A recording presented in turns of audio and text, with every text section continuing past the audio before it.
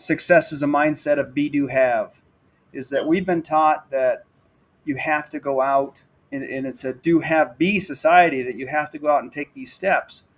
Get into the right school, work like hell, maybe get a grad degree, then get the job, work 90 hours a week, get the trophy wife, get the house, and then get the second one in the Hamptons, get the third car, take the vacations to Hawaii, all those things. And then someday you'll get to be happy. Well, guess what? If you haven't learned to be happy along the way, when you get there, my experience is, friends I have, you just want more. You just want another trip, a bigger house, a third house.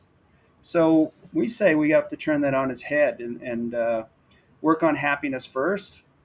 And that if you're happy and success is an inside job, that you're going to be more successful because people would rather deal with somebody that's happy. And you get more aware, you're going to see more opportunities and not have to work so hard. See, things just happen differently with a little bit of patience. We've been trained that, we're going to starve to death. And we're not. No. We can take a breath. We can, jog rather than sprint, as your mentor said to you.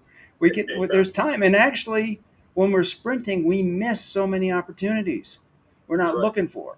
I've made more money over bad, things that have happened, over misses and failures, or in a bad market, than I ever had in a booming market.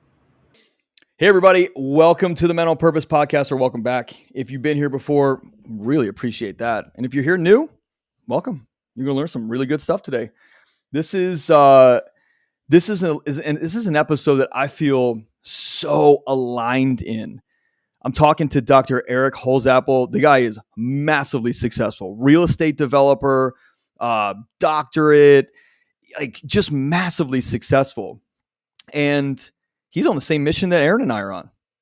And that's so damn cool. And the alignment that we had during this episode and the way that I felt about talking to another human who is as passionate as we are about helping our communities and other humans be better, evolve into the most authentic version of them, live fulfilling lives, end internal struggle. That's our mission too. And it's so cool to hear somebody else who's into that as well and pushing hard, in their industry to serve as high level as possible. So we are going to have a lot of fun on this episode, a lot of learning. You're going to have to really pay attention because he drops stuff very fast and very frequently. And if you're listening on 2x, which I'm not sure how you do that with as fast as I talk, just slow it down a little bit because there's gold at every minute in this episode. So before I tell you about Eric, let me tell you about what we're going to learn on this episode. And if you haven't already joined our Quitters Club community or our Men on Purpose community, it's free. There's a ton of free resources. There's free coaching. There's all kinds of good stuff in there. Make sure you get over there. And if you would be so kind, if you're enjoying this podcast, make sure wherever you listen, you subscribe to the podcast and give us a rating and a review. That'd be awesome. 5-star rating if possible.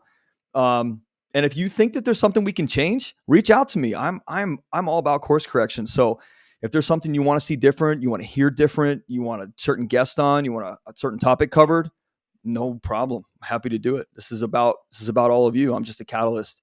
I'm just someone that's an orchestrator. So here's what we're going to learn today. We're going to learn about Eric's corporate life and flying 50 weeks a year and being, the thing that comes to my mind is fat, sick, and nearly dead, like that movie. And he had to make a change. And he was chasing dollars and he was chasing success and he was kind of working for the man and just had to end that cycle and realize that his life was about more than making money or more than his identity was just wrapped around a job, which is a lot of people out there. And that's not a good way to live your life. Well, guess what? On today's episode, you're going to hear how Eric and us can help you break that cycle.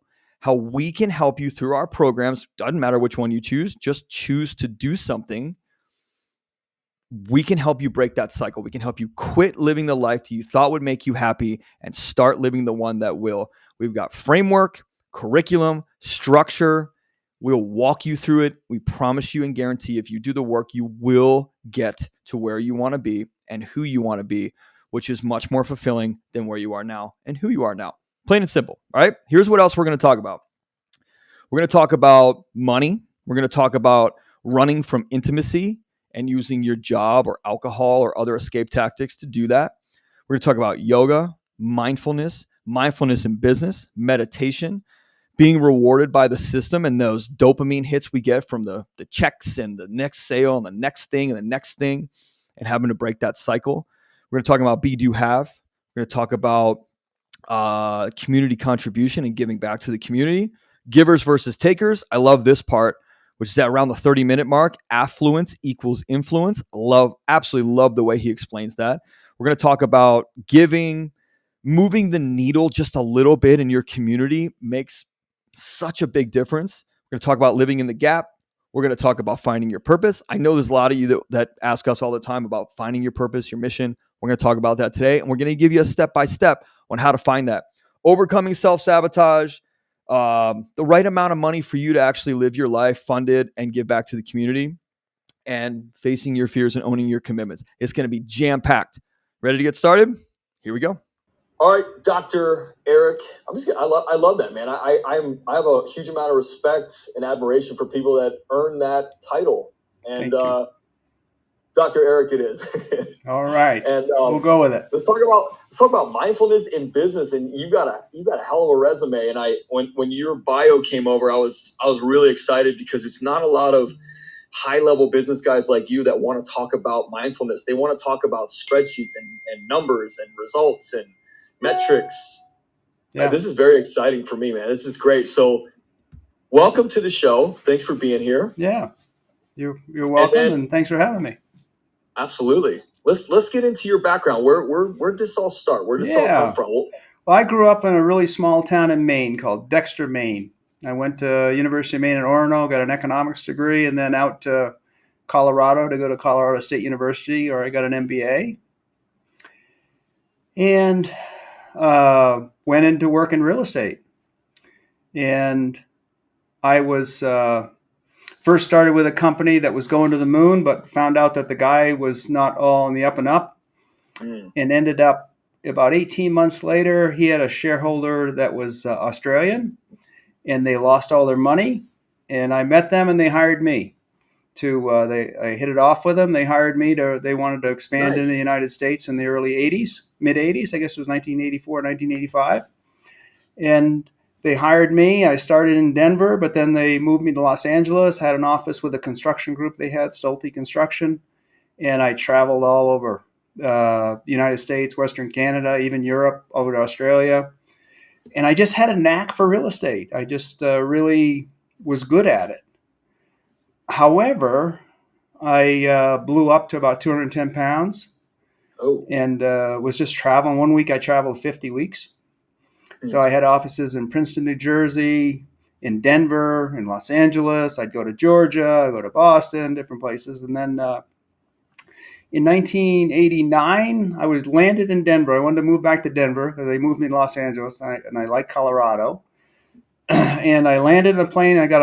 Back then there weren't cell phones. It was a white paging. I'm old. Got a white page. Answered the phone, and this guy, Noel Darnell, I remember, he's an Australian guy, said, "Hey, we need you to go to Boston right away. You got to go." So I went to Boston, and they had a New York Stock Exchange company at the time called Bay Financial that was listed, and they owed a big payment to banks in a couple of weeks, and they didn't have the money. And so I went in there and helped them. Ended up that company didn't do very well. And the stock market went really down in 1987. There was a big crash. In 89, it really hit the real estate market. We're behind the stock market quite a bit. Right. Boston crashed. Rents went from $45 to $20. Buildings went from full occupancy to half occupancy all over. And anyway, it was a big recession. And long story short, I started my own company and consulted for them and helped them work out a big thing. I'm from Maine, so I married my wife, met her at this company when I left, and got married in Maine, and I convinced my wife to move back to Colorado when I entered for my doctorate in 1993. I thought I might want a career in academia, but I really found I was too entrepreneurial for it. So I got my doctorate in economics, which after being in business for many years was not easy. The carbon was burning a little bit, going back and learning algebra and calculus and econometrics and all that. But I got through it, did really well. Actually got to write my dissertation on the Japanese investment in U.S. real estate in 1980s. You know, they owned over 80% of 50% of downtown Los Angeles at one point in time. So I did my dissertation on that. I had a wonderful advisor, Terry Ozawa. But I got through, and then what am I going to do? I'm not going to teach full time. I got a job teaching part time at the university as an adjunct, and I met a developer close by in Loveland, Colorado, called Don Marostica, who had all kinds of properties tied up, and he needed a finance guy, and that was really me. I was just an expert in finance, and so we partnered up, and I taught at the university, and we developed properties in Colorado. So at the same time I went back for my doctorate, I started in yoga because I really needed to make some health changes. One reason I left that is I just knew that it wasn't sustainable to live like that. And I really didn't like that, in the big corporate world, it was like weekends didn't matter, Christmas didn't matter, New Year's didn't matter. It was just, we got a closing, you got to be there. Why is that, do you think? I want to get your opinion on that. Money rules. Why does no one recognize that? Money rules. Money is everything. It doesn't. Is it because there's somebody out there that just completely doesn't care, and you got to compete with that person because that person's working on Christmas Day, so you got to work on Christmas Day, or you're behind? I think, and appropriate for your show is, I think money becomes the purpose, and in my world now today, money isn't the purpose. Money is a result of living a purposeful life. Yeah. And if you do it well and you serve other people's purposes, then money flows. But if you make money the purpose, then there isn't anything that matters more than that. I think that's what's happened when you have such a separation with the people that own companies and who runs them, and separation of ownership and control and all those things that happened. But I just knew that wouldn't work for me. So I decided I went and got a doctorate because I decided I wanted to live in a smaller place, Fort Collins, Colorado, and now I live in Loveland. But I didn't want to think small, and I wanted to be part of a larger conversation because I was interested in the world and how it worked. I loved economics and that kind of thing. And I loved working in the cities, but I didn't really want to live there, and I didn't want to work for big companies. So I came here, and it was good timing, and we, had a good run developing. I had taken up yoga. A few years later, my brother introduced me to meditation. And my life just started getting better. My stress went down. For a long time, I was a closet meditator. I just come into work, I'd meditate at home, but I would still just kind of come into work and talk to people for what I needed and different things. And actually, at that time, we didn't have employees. In the 80s, I ended up laying off a lot of people, and it was just really bad on my health. I drank a lot with that. I just didn't like it. And so I decided I wasn't going to have employees. But then I got into mindfulness. And something happened. I started really liking people. It was amazing. So we hired, and I was at CSU part-time. So one of the jobs I had there, it asked me to take over the real estate center because they were going to lose a grant. So I helped them with that. And what I was really best at was placing students, at assessing their capabilities. And I knew the community, and I'd help place them in. I knew the difference between residential and commercial and how personalities play in that, and skill set, math versus, more softer skills in residential. And so I also placed a lot of students at our firm, a lot of times internships. And if they didn't stay, I'd help them find a firm in Denver or somewhere else. And I ended up knowing, everybody in every firm, virtually in our area. And also got to meet the, fantastic, good students and help them. And today, I think 4 of my 6 partners were former alum at CSU that I met through there. And my connections there was just was amazing. And anyway, so after a little while, I started one at a time introducing people at my work to practices. Started with one, and we started what's called a seed group. Just 2 people, we got together, and then it was 4 and 6 and 8. We'd read a book and, do a little mindfulness practice. And it just ended up spreading through the company. The room was packed after a while. And then we brought in, first we brought in some trainings that weren't meditation. We brought in Arbinger, outward mindset. They were mindful, but it wasn't meditation. As people got more warmed up, we brought in mindful-based stress reduction on an 8-week program. And eventually I launched Living in the Gap.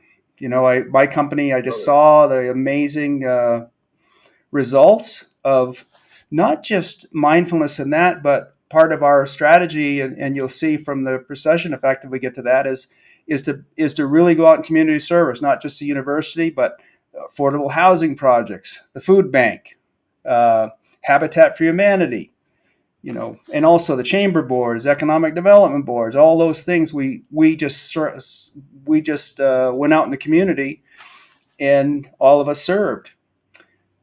And wonderful things happened. And I saw that and I said, geez, this is making a tremendous difference. So I launched Living in the Gap, training a mindful leadership program and training other professionals to do that. And like this year, had one of my former students at CSU come through the program. He worked at Dutton Commercial in Denver. He was in my Living in the Gap program, and he went back and said, hey, I'd like my whole company to get involved in this. So we went down and designed an 8-week mindfulness program to teach his company mindfulness, and the results were just phenomenal. Just to people, we just don't know each other that we work with. We come in, and most of the time we ask people enough to be social, and really if we need something, but our model turns it and really starts to get to know each other. What are their dreams? What are their children? What are their problems? Who's sick in their family? And really get to know people as people. And it's just been phenomenal. And we make more money. There's nothing in it that I think there's maybe a little hesitation for some people to say, I can't go to that airy-fairy stuff. I got to make money. In my experience, you're more aware. You see more what's happening. You see more opportunities, and you're more focused. People ask me some of the best advice that I've ever gotten. They'll say, what's the one great piece of advice you ever got? And I said, look, if you get offended by foul language, you're going to get offended. However, don't take the foul language, take the lesson. I had this great mentor named Nick Waldner, and I had made more money than I'd ever made in my life in 2016. My life was completely falling apart. My marriage was in real trouble. I had a brand new baby at home. My bank account was full. That's all I cared about. I was running so hard and so fast with no direction, what you're talking about. I'm reading a book a week. I'm doing 2 podcasts a day. I'm like all that stuff, everything I'm supposed to be doing. Yet everything's falling apart except for the bank account's growing. The bank account looks great. Everything else is in shambles. And I called Nick and I said, man, I think my wife wants a divorce. My business is amazing, and I'm miserable. My life is like a mess. But my bank account looks amazing. And he's like, look, I got one piece of advice for you, man. Take this as serious as you want. Slow the fuck down. And I said, yeah, that sounds too easy. And he goes, well, it's not for you. But you have to really figure out it's not only what are you running toward so fast, it's really what are you running from so fast that subsequently has you running toward money that you think is going to solve these problems, but it won't. And I really want to get into that with you because there's so many people out there that their identity's wrapped around money, their job, their marital status, the parenthood, their money. It's culture. That's our culture. Yeah. And it's broken. And what's interesting is, what you talked about, working holidays, working your birthday, working the weekends, 7 days a week, corporate stuff. I did that with my dad's business in a private shipping company that my dad owns. And that was just what my dad was taught. And that's what my dad taught me is you hustling, you outwork your competition. Yeah. If you got one thing above them, it's you outwork them. I think we had the same dad. We might have had the same dad. My dad outworked everybody. He was a football coach, but he just flat out worked. He'd be out there with the lights on at night, in the car going, put your light over there. We're going to practice another hour. Right. I understand it. Yeah. We play a game of baseball in Living in the Gap. So over my shoulder here is a baseball field. And we say, and it's a prioritization system that says, first of all, before you get up to home plate, get your personal work done. If that's meditation or whatever, it doesn't have to be meditation, but whatever it is, your spirituality, if it's prayer, working out, if it's yoga, whatever it is, but get yourself, we read 10 pages from a inspirational book, get gratitudes and get our mindset right so that when we go out, life comes at us and we're ready for it. So then first base is family and friends, to prioritize, to make sure your family and friends are taken care of before you go to work. Because I see time and time again, you go down the hall, everybody's texting.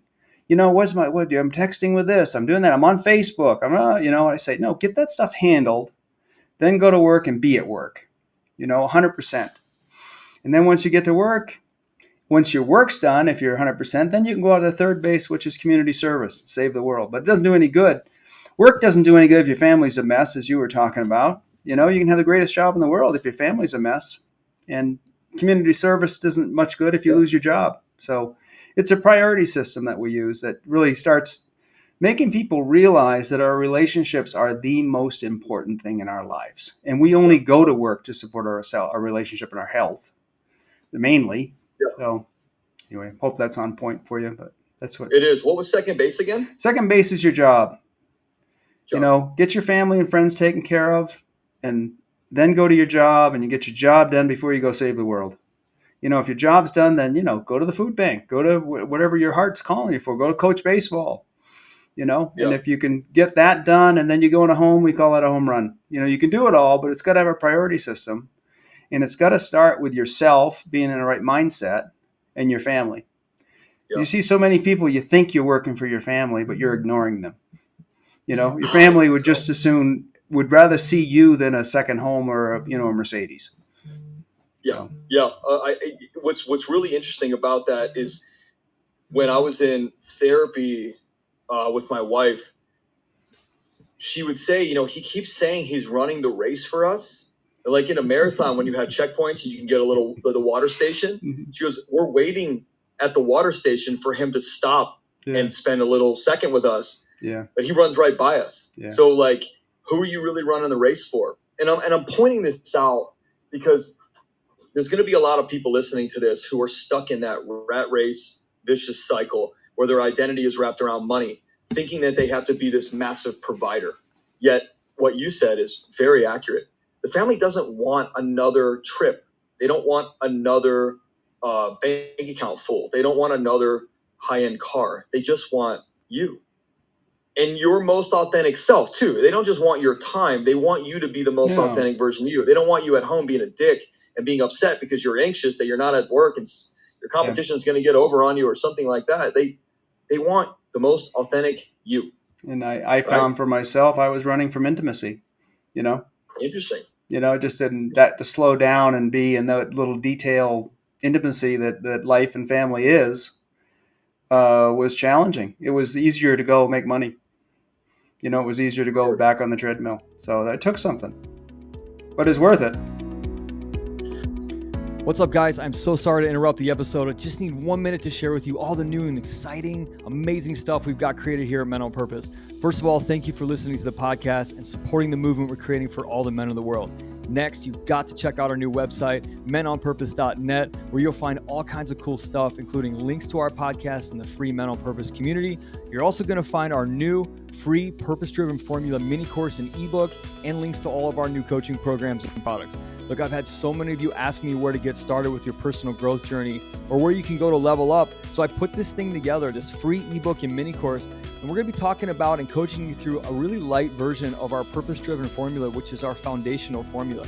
And for those of you who are ready now, we got you. Listen up, whether it's becoming the best husband, being the best dad, quitting that job that doesn't serve you, or just understanding how to put you first, we've got what you need to align with your authentic self and find that true fulfillment and live a life with no regrets.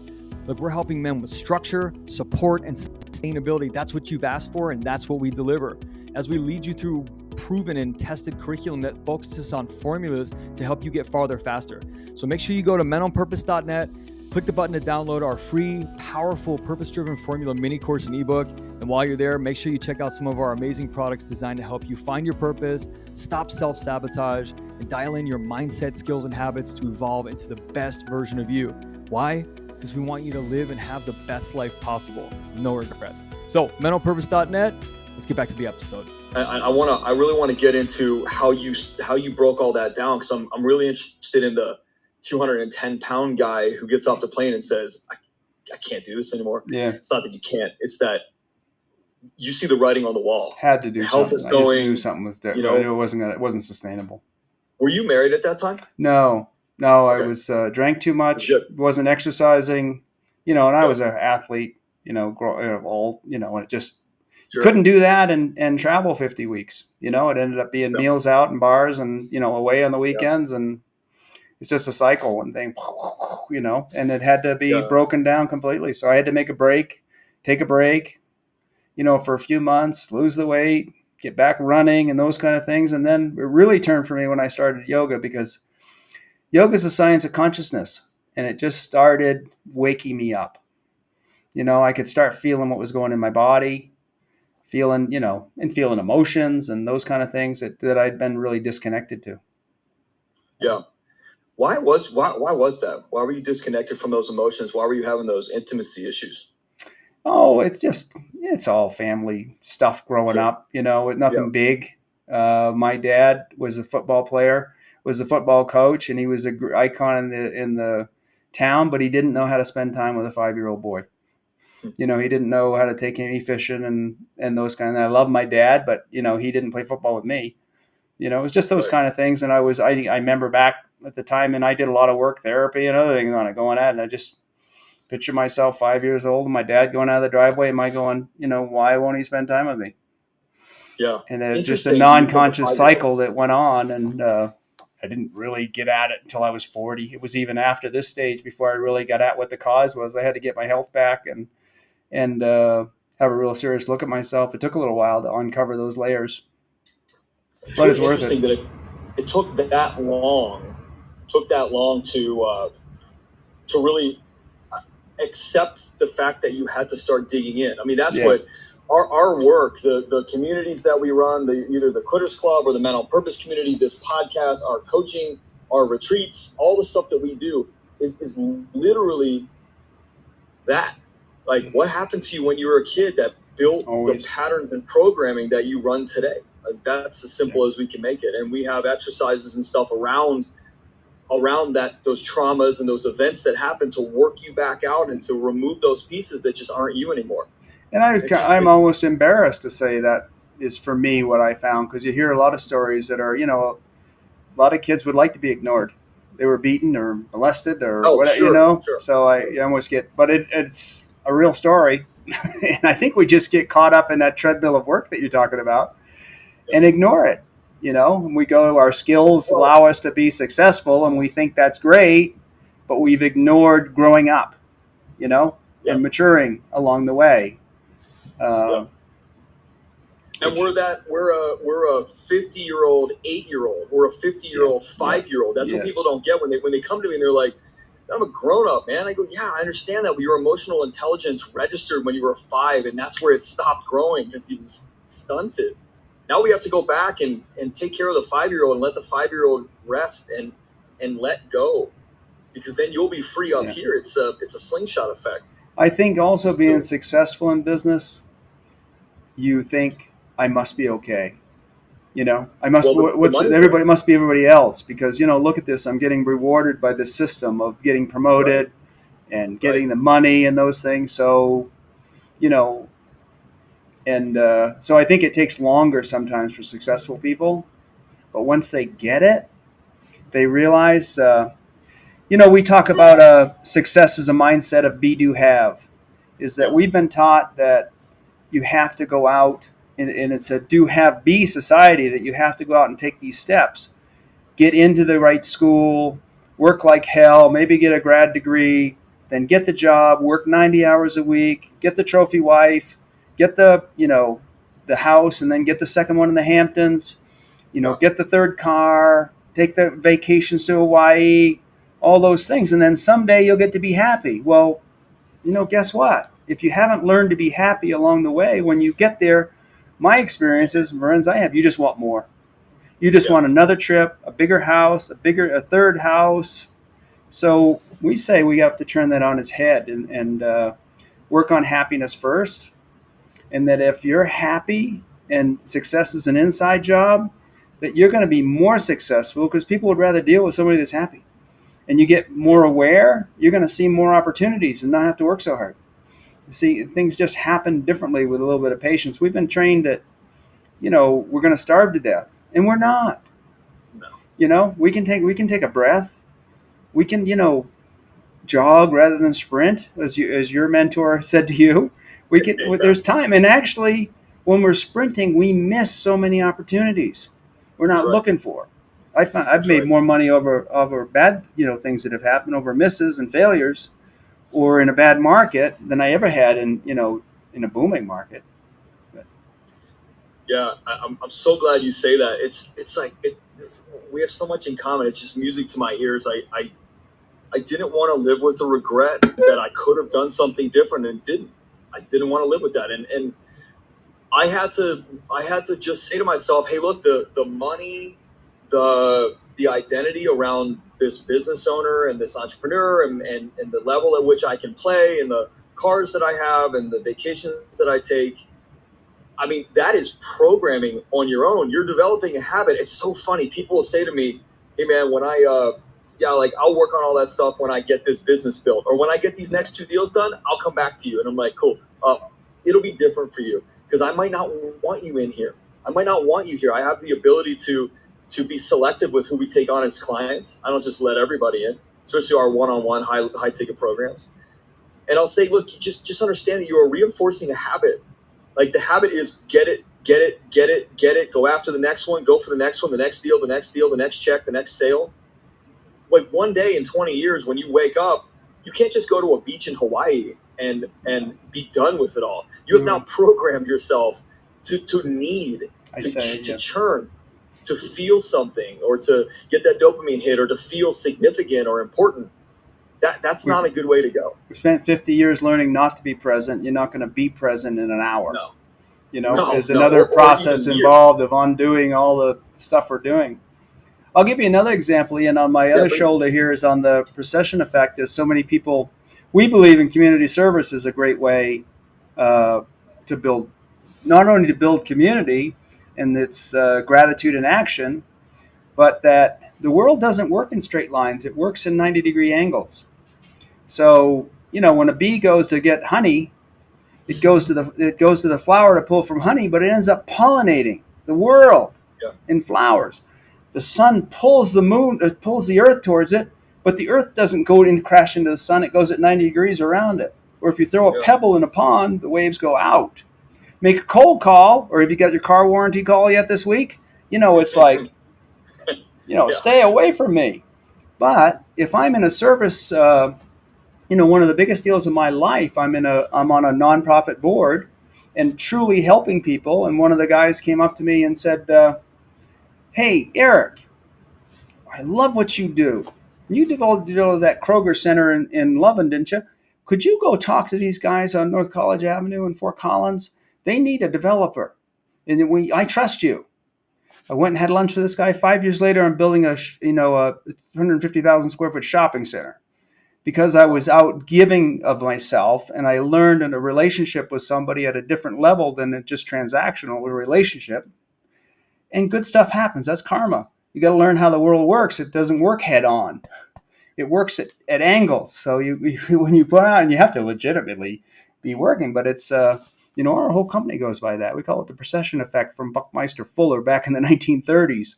But it's a phenomenal, first of all, and what it does for the community is tremendous because business people out in nonprofits can really help them.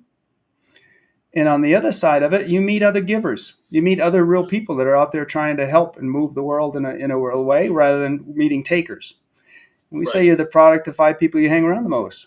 Hang around givers. Hang around other people that are doing good things. If you hang around takers, you're going to end up being a taker or being taken. Oh. Yeah, which is more likely to happen. So I want to ask you some to get into more depth about community contribution and community involvement, community service, because I'm 39 years old and I have never thought about giving back ever in my life like I do today, ever. Like the alignment that I have with understanding what my business produces revenue wise and what percentage needs to go to these 3 places Like just have that real clear intake and like flow of the resource, of the financial resource. Never been like this.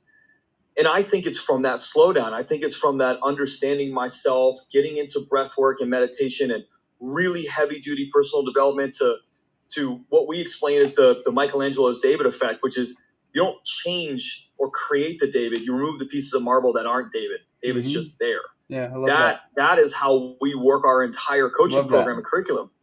There's nothing about you that needs to change. We just need to take that belief pattern from mom from when you were 6 and that language pattern from dad about rich people or money or business from when you were 22. We need to remove those things.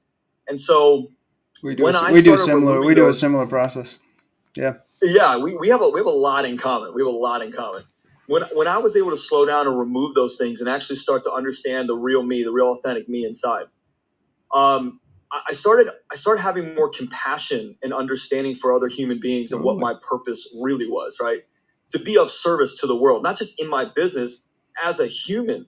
Now, I'm of service in my business as a coach and as a provider of or orchestrator of information and change and transformation. Yet at the same time, does that mean I can just go out and be a dick? No. Like I have to take that same mindset and apply it to my personal life because that's what is, in my opinion, very aligned and fulfilling to me. So the slowdown allowed me to understand my emotional registration when I think about something or when I come across, like one of my big causes is, and I live in Los Angeles, so it's homelessness, right? And I make it a point, like I have a budget every week of what I will donate or give to somebody or buy them a meal, because in my personal mission and my business mission, which is to free people from internal struggle, internal restriction and constraint. If I can get this guy a meal for $20, what did that just do for that guy? Not only did it feed him and fill his belly, I was explaining this to my daughter. My daughter says, "Man, Dad, you love feeding homeless people and helping them." And I said, "Yeah, it's because most people walk by them. So not only do we get the opportunity to fill someone's belly with nourishing food, we also connected with another human, and they now know that they were seen that day, and somebody recognized and like saw them, and now they don't think that they're just scum of the earth, just There's wasting hope. their day. There's hope. Yeah, totally. And that has been what's come out, especially moving to Los Angeles and just building my business up and scaling. Like one of my coaches said, you need to know where the money goes, where the money flows, because you're getting rewarded at a high level. Where's the money flow? And it's not into your pocket. Where's the community get benefit? And I was like, I really like the homeless and animal shelters. And he's like, great. We say affluence increases influence. I love that. Great. No problem having money if you use it in the right ways and you're willing to serve. There's a couple of things, Ian. I think one is this: the science of gratitude. What it does for an immediate dopamine hit to your brain. That's probably the lowest hanging fruit is the practice of gratitude. Takes doesn't even take a minute, and it has an immediate effect on you. Plus, there's an after effect of when you go out in your day, you start looking for things to be grateful for versus going out in the day pissed off and looking for other things to piss you off. So that changes it. And then there's mirror neurons. When somebody gives you something, you feel like giving something back to them. It's just an automatic effect with mirror neurons. There's a book called The Go-Giver that's really, really great with this. It's just, you start by giving. When you give to somebody without expectation you're going to get something in return, their natural reaction is hardwired into people to give something back. Yeah. Now, if somebody's got a lot of damage and they don't, and they're a taker, you'll find that out, and you don't deal with them over long term. But generally, it's wired in that when you go do something nice and do something well, your number one is you're wiring yourself, because we're all have our own world, right? Consciousness is showing now that mostly we're all creating our own worlds. We have some shared experiences, but it's mostly what we're projecting out through our own lens. And so first we see more things, but secondly, we're also sending out a signal with mirror neurons that other people are looking to send things back to us. So giving is actually at the basis of success, and that the basics of affluence is feeling. I mean, you could have $1 billion and not feel affluent. You can still live in a poverty mentality and scarcity mentality. And I know people that have in poverty that have like my mother grew up in poverty and was probably the most spiritual, alive person I ever knew, because she just was a giving person. She'd give of herself. She'd go to the whatever the charity was and work, at lunch, or make a lunch for us. She'd always have people over for lunches and just bring in somebody that needed it and make them a sandwich. Yeah. Yeah. But when you give of yourself that way, you're sending not just you're sending intention, and you're sending a signal out by just how we're wired, that automatically good things come back at you.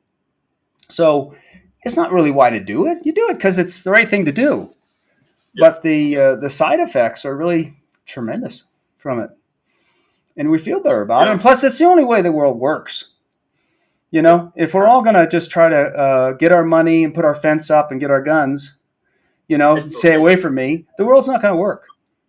No. The only way the world works is if we open and we give a little. We're a rich country. We're in a rich profession. Give a little, and the world will work. So. Yeah, I agree with that. I totally agree with that. There's something in our seminars, especially, and I'll say to somebody, who cares about your business? What does it do for the world? Yeah. And I'll tell you, and he's probably going to listen to this. There was a guy at an event we did a couple months ago, and I said that to him. Who gives a shit? And he's like, you know what? I'm not going to be offended by that. Like, I think you got a point. And I said, I'm not trying to offend you. I'm making a point. What does it matter that you do this? What does it do for the world? Forget about you. The business funds the life. We get it. What else does it fund? And he was like, I don't know. And I said, well, how big are you thinking? Are you thinking about it just covering your bills? Or are you thinking about it as a global force for good or something? I mean, who knows, man? Do you want to end hunger? What do you want to do? Exactly. If you're a business owner, I don't care if you donate $500 a month to your local school board, whatever. It's not about like who you donate to. That has to be a feeling inside of you. It's something you feel passionate about. It's about something bigger than you and the world winning through you. That is very important, in my opinion. It's very important. We start people with a big vision. What's your vision for the world? Is it ending poverty, ending homelessness? Everybody gets a meal, world peace. What is it? And then we say, so stay with that, because we're so skeptical. It's hard to have those visions. The world is so skeptical and really so broken right now that it's hard to have that vision. It's almost like, oh yeah, right.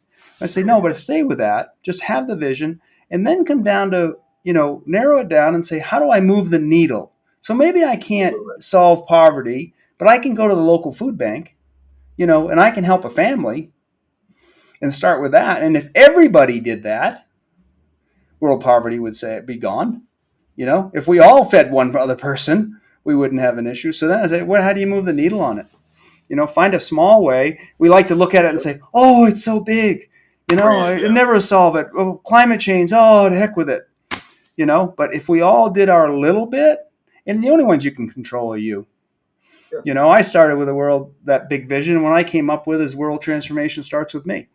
Rather than I was in a workshop in San Francisco, went out for a jog, about stepped on a homeless person. I looked down and said, first thought was, why don't they do something? And then my inner voice, which has been trained a little bit by then, echoed back, why don't you do something?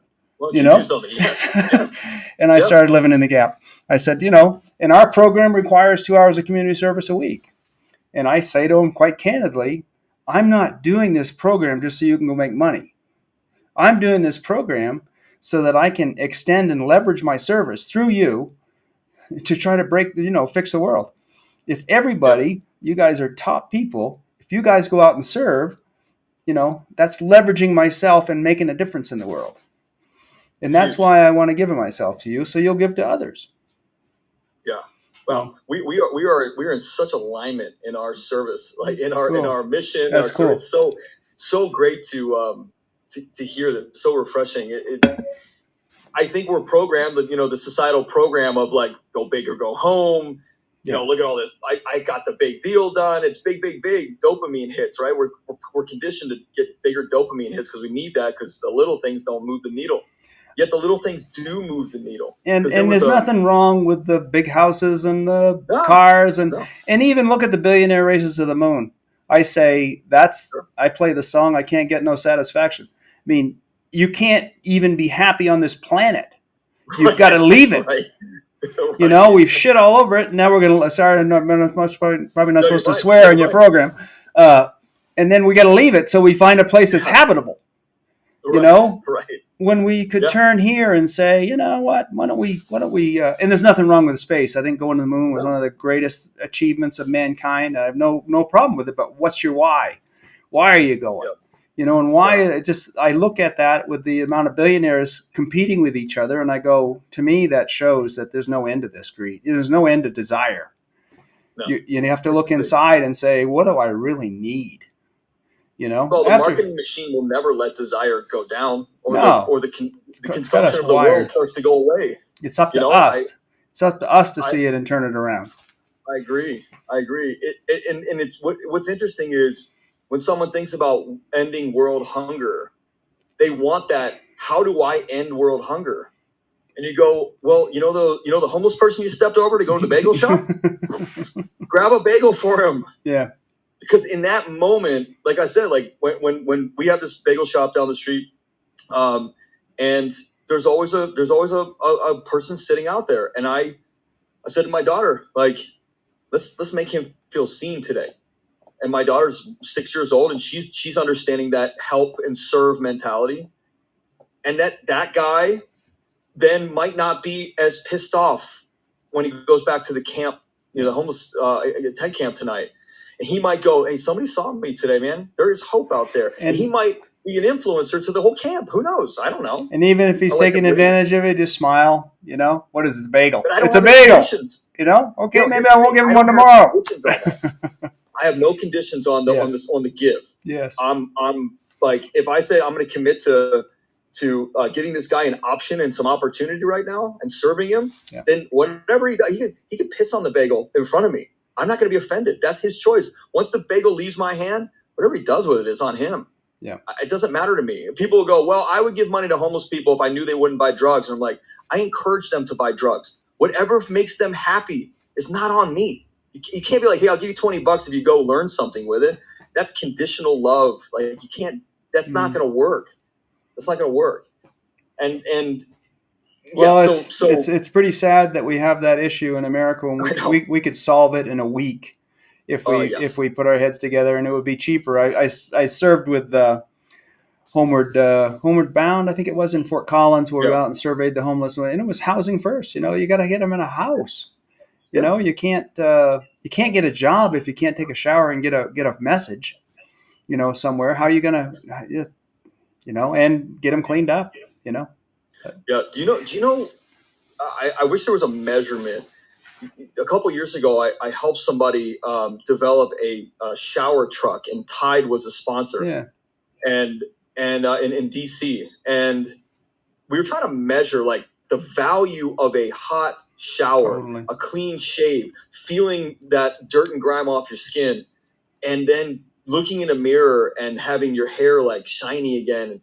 What is that worth? And they find that if you don't have those kind of things, that they either go to the emergency room or the jail, and both of which cost 3 or 4 times what it does to find a shower and a bed. You know, hundreds of thousands of dollars, and it's, you know, we're afraid that everyone will be homeless if we take care of them. But I think if you just do it at a minimum level, people aren't going to say, "Oh gosh, I think I'd like to be homeless." Yeah, I don't think so either. No.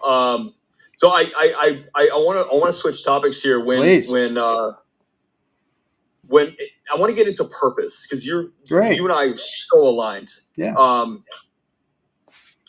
Where or how does somebody find their purpose? How does somebody even start that process?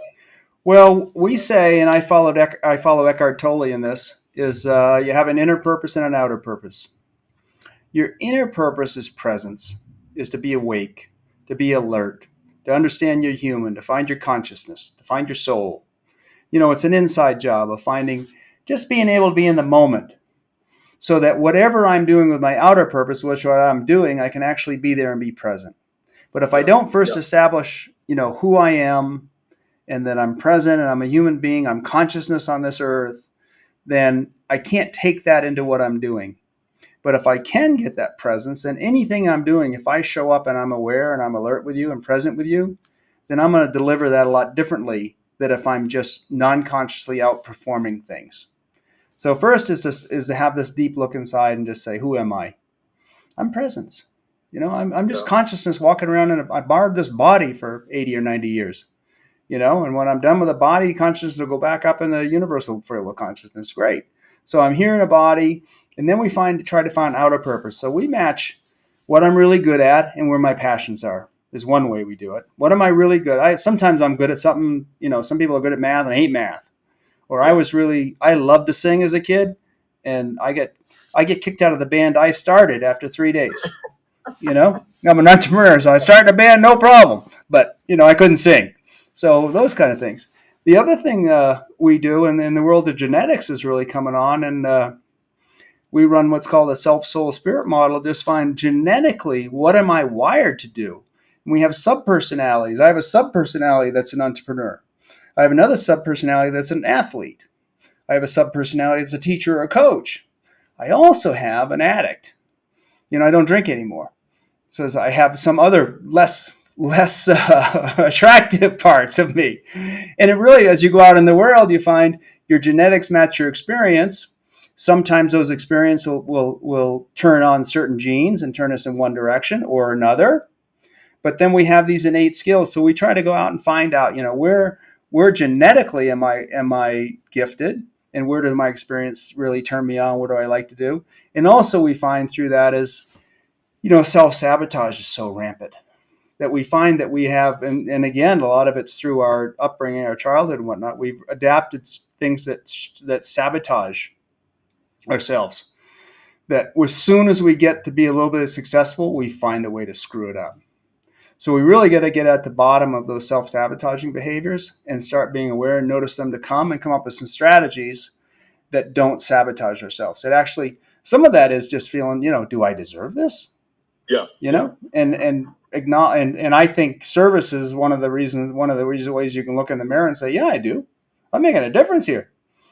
That's why I deserve this, because I'm bringing a lot of people along with me. I'm not doing this by myself. Yeah. So you think self-sabotage is a fear of success? It was in my case for a while. It was in mine too. Yeah. And not in terms of being successful, because I've always been very successful. It was in sustaining success and the activities that I had to keep doing. That resistance inside of me, that was the hardest thing for me to deal with, knowing that I was off course and knowing that I was afraid to try and find the course, so many of them fall back to a not good enough kind of thing somewhere. And that falls back to, all the messaging we got growing up. Every time you got cut from a team, or, turned down on a date, or your parents got divorced, or whatever had happened, it makes a little chink in you, and it just adds up. And some people have it a lot worse than others, but starting to face that and notice it through awareness that, hey, I just screwed that up. I just did that to myself. And, you can take something as simple as dieting. People say they're going on a diet. 3 days later, at 10 at night, they're in the fridge eating chocolate cake. It just happens. And to start noticing that and awareness. The other big thing I think is with this, Ian, is your commitments and your habits. And I see them going together. So many times you make a commitment like I'm going to lose the weight. But my habits are pizza, staying out late, not getting enough sleep. So I make a commitment, but my habits take me down another path. So we work hard on training our habits to support our commitments, because we're habitual creatures. We do the same things over and over again. It takes quite a while, longer than most science says, I think, to form a habit. But if I form that habit and I have the commitment, when I fall off my habit for the holidays or vacation or something, my commitments are there to bring me back. And when my commitments fade a little bit, my habits take me through. But I have to have my commitments and my habits lined up to prevent sabotage too. And habits are, they're just so important. And it's not just the habits you want to form, it's the ones you need to break. What are you willing to say no to be successful? It's your no's are important as your yeses. Yes, I want to do it to the moon. Yes, I want to do this. Well, are you willing to go to bed at 8 or 9, and get up at 5? Are you willing to get in shape? Are you willing to, watch your diet? You got to say, are you willing to stop hanging around the friends that are bringing you to the bar every night? What are you willing to say no to have the life of your dreams? Is as important as what you just want to say yes to. If you just say yes, you're saying yes. It's like lipstick on a pig. You're not, you haven't addressed, your core issues. So. Yeah, man. You and I could get on stage together. Let's do it. We are coaching in such parallel. It's not even funny. we have an exercise called the triangle of growth, and we match up skills, habits, language, mindset, behavior, beliefs, that kind of thing. And then on the other side, we have what are you actually willing to do? So we'll say somebody, what's your vision? What do you want? What's your big goal? I want to make $1 million. Always cool. 10, 30. Right. Why? Because I want to do this. Well, we're not judging. So whatever your why is, fine. Or your reason for it, fine. And then we go, cool. So in order to do that, you just made 100,000 in your business. You got to 10x everything, right? Your time, your energy, your effort, your leverage, your systems, process, procedures, all of that. What are you willing to do? And they go, anything it takes. Cool. Make money. I'm willing to make money. Right. I got 3 kids at home. Cool. Are you willing to sacrifice time with them? No. Okay. Then your $1 million is gone. Let's go to $500,000. What are you willing to do? Anything it takes. Are you willing to work 80 hours a week and miss your kid's soccer game every week? No. Cool. It's not $500,000. Now it's $250,000. And we find that sweet spot to say, your willingness and the sacrifice is equal to the habits and the commitment you're willing to actually have. Yeah. And that formula will work for somebody. Then he get to 250, then let's talk about $500,000. They get to $500,000, let's talk about $1 million. The other thing I have them do is identify this ideal life that they want, and then go through what it would cost. First, what it would cost if you borrowed the money, and made payments at certain interest rates, and that sets this is what it would cost, and then so this is what you'd have to earn. Right. Or then what would it cost to have it free and clear over time? Because usually you find the assets and then you find a way to get them clear. But and people haven't thought of that. They just want the 10 million, or the million or whatever the heck it is. They haven't thought of. I say, a certain amount of money works for you, but I know billionaires that go to work every day for their money. They have to show up because they're so nervous that it's not invested in the highest investment, that they missed an opportunity, they didn't grow, whatnot. And that they're working for the money. I want what amount of money is it that the money's working for me that I can be big and be have a life of dreams, that just to have money for its own sake, that's not a purpose. Well, that's great that you do that, Ian. What have you ever seen the Carl Icahn documentary on Netflix?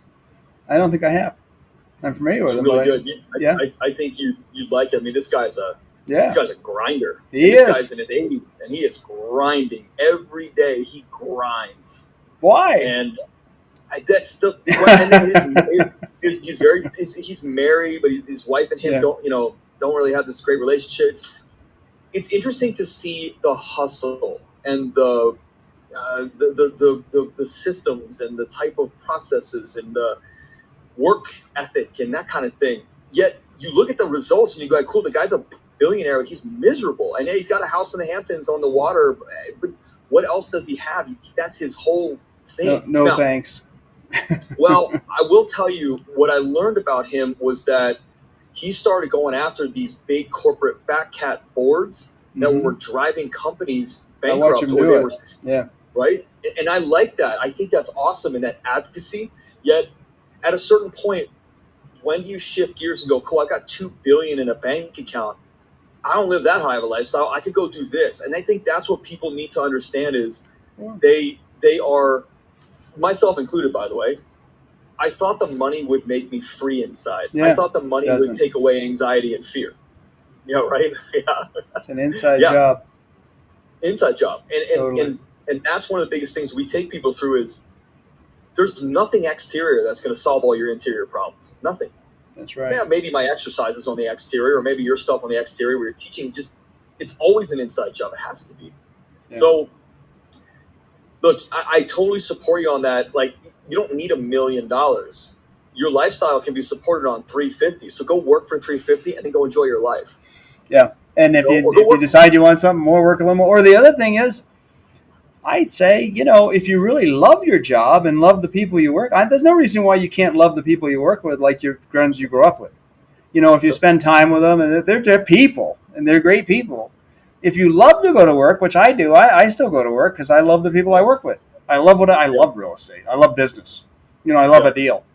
And I love the people I work with. So it's like I can be as happy at work as I am at home, or in Hawaii. Sure. And I like to go to Hawaii too. I'm not not Right. stupid, Right. but Let me ask you a question. yeah. You're a super successful guy. I find that when I start dreaming about Los Angeles. This is the land I of lived ego. there, 1988. Well, you didn't live here in a great time for Los Angeles. Well, maybe downtown. I think the West Side and the I lived on the beaches west were side okay. near Santa Monica. Yeah. Okay, so it's still probably okay. I've learned about the stuff that I thought I wanted and I don't want anymore. It just doesn't do anything for me. Yet, I do sometimes have a challenge with. Okay, I've got X amount of dollars that I'd like to do something with. Mm-hmm. And I have children, I'd like to take a trip with them. And I find myself going, okay, well, if the trip is X dollars, why don't we cut it in half, donate that money to somewhere, and we'll take a trip that's half the price. And my wife goes, well, I love the fact that we're donating and helping other people. But what about us? What about our experiences as a family? Where does that weigh in? And I'm telling you, I have been challenged with that. Like, let's say a vacation costs $5,000, just for a rough round number. $5,000. Well, instead of spending $5,000, I start feeling like if we spent $2,000 and donated $3,000, I would feel so much fulfillment from that and have the experience of the trip. Do you ever feel like that? Yeah, I do sometimes. Yeah. Okay. We go to Maine every summer. I'm from Maine. I ended up with a place on the lake there.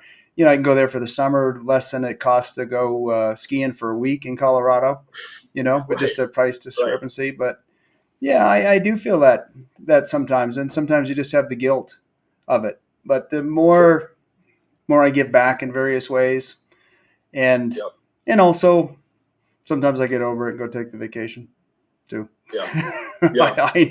I enjoy a good time, But what I don't do is I don't go usually stay at the 5-star place. I'm just as happy at the 4-star place or at the Airbnb. And $500 round of golf. Oh no, 150 or 200 is plenty. So I do, like you're saying, troll it back a little bit, because you find that the world is set up like to spend any amount of money. Like we go to Hawaii to a place in Kona, the Big Island, and you just see the resort set up from 1, 2, 3, 4, 5. There's not much difference in the exterior of it, but it's like if you want to spend 20 grand here, 15 grand here, 10 grand here, 5 here, or whatever it is, It's just like they have it set up to make sure that they can get whatever somebody's willing to spend. Dude, but 100%. The exterior of the beach is the same. It's the aesthetics of the building, and how many people are waiting on you and those kind of things. So I totally get what you're saying, and I try to make wise choices and go in the middle somewhere. Usually. Yeah, I agree with that.